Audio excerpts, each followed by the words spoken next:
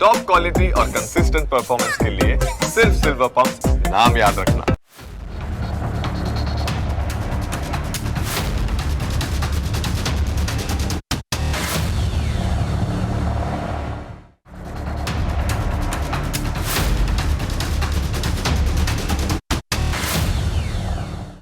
અમારો તમને સવાલ છે કે ગાંધીનું નામ લઈને ગોડસેનું કામ કરનારાઓને તમે શું કહેશો?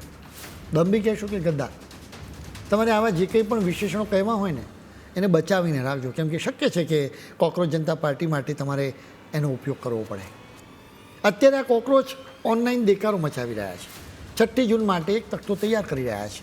આ તખ્તાની આગળ ગાંધીજીની તસવીર પણ હોઈ શકે છે, કેમ કે અભિજીત વારંવાર ગાંધીજીની વાત કરી રહ્યો છે. હવે સવાલ એ છે કે જો તમે ગાંધીની વાત કરી રહ્યા હો તો પછી ગોડસેની જેમ હથિયારો ઉપાડવાની વાત કેમ કરી રહ્યા છો? અભિજીત દીપકે સોશિયલ મીડિયાની જમીન પર બિલાડીના ટોપની જેમ ઊગી નીકળેલી કોકરોચ જનતા પાર્ટીને મહાન ગણાવે છે. તે એને જનતાનું આંદોલન ગણાવી રહ્યો છે. હવે જો કે એમાં ક્યાંય પણ જનતાની ભાગીદારી છે જ નહીં. તમે અન્ના હજારેનું આંદોલન જોયું હશે. સૌથી પહેલાં અન્ના હજારે આંદોલન કરવાની જાહેરાત કરી હતી. ધીરે ધીરે તેમની સાથે લોકો જોડાતા ગયા.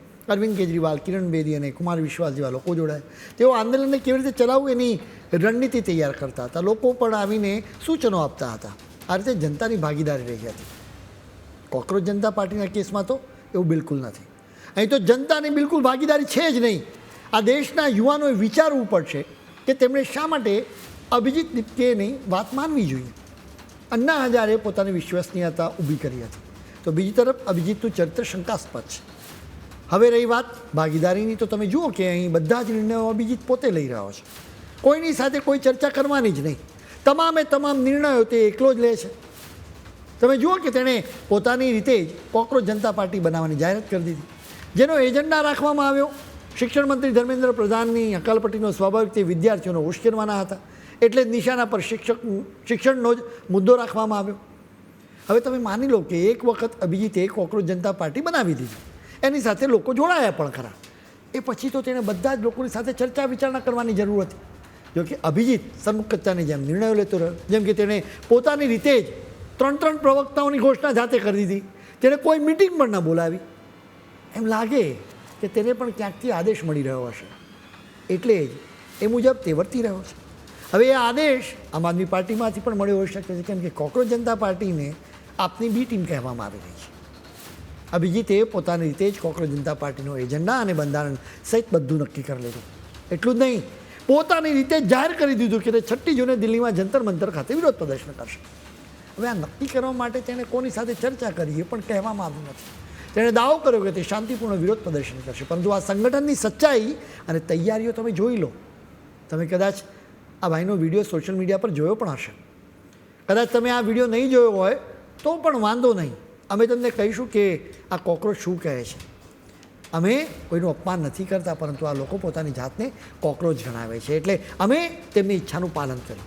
આ ભાઈ કહી રહ્યો છે કે જો અભિજીતને એરપોર્ટ પર રોકવામાં આવશે તો એરપોર્ટ પર જ હંગામો મચાવવામાં આવશે. એટલું જ નહીં, તે લોકોને કહી રહ્યો છે કે તમારી સુરક્ષા ખાતર પેપર સ્પ્રે, દંડા અને સળિયા જે કંઈ બી મળે ને સાથે એને લેતા આવજો. તેમ પણ કહે છે કે આર્યા પારની લડાઈ થઈને રહેશે. બધું સહન કર્યું. અંતે તે કહે છે કે બનેગા નેપાલ. એક તરફ અભિજીત શાંતિની વાતો કરે છે, ગાંધીનું નામ લે છે, તો બીજી તરફ તેના જ માણસો દેશની અંદર હિંસા ફેલાવવાની વાતો કરી રહ્યા છે. રમખાણો માટે આ દેશના તેજસ્વી વિદ્યાર્થીઓને ઉશ્કેરી રહ્યા છે. યાદ રાખજો, વિદ્યાર્થીઓ, આ લોકો તમને ઉશ્કેરશે. એના પછી આ કોકરોચ કોઈ ખૂણામાં છુપાઈ જશે. સ્વાભાવિક રીતે લોકો આવીને તોડફોડ મચાવવા લાગે એટલે પોલીસ એક્શન પણ લે. એ લાઠી તમારે ખાવી પડશે. કોકરોચ તો શાંતિથી બેસીને તમાશો જોશે, સોશિયલ મીડિયા પર પોસ્ટ કે વિડીયો મૂકશે. એનાથી વિશેષ તેમને કશું જ બગડવાનું નથી. આ તમારો જ દેશ છે. તમારે જ નક્કી કરવાનું છે કે તમારે આ દેશમાં અરાજકતા જોઈએ છે કે શાંતિ અને સમૃદ્ધિ.